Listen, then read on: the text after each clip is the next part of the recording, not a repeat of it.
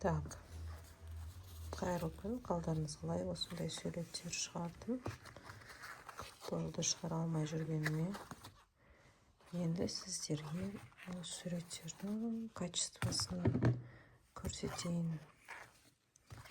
Неге десеңіздер, суреттің фотобумагасында разница болады.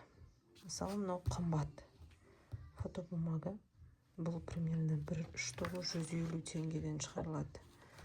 Ал мынау 100 теңгеден шығарылады. Бұл глянцевый. Ал мынау сатин. Байқасаңыздар. Өйтіп жылтырламайды.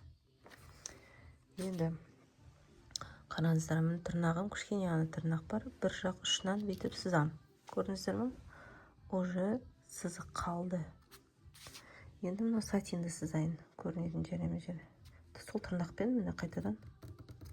Көрдіңіздер ме? Сызылмайды. Яғни качественный шығаруларыңыз келсе, осындай сатин бумаганы, қымбат бумаганы шығаруларыңыз болады. Жоқ, бізге ондай керек емес, біз альбомда тұрады десеңіздер, ондайға шығара берсеңіздер болады.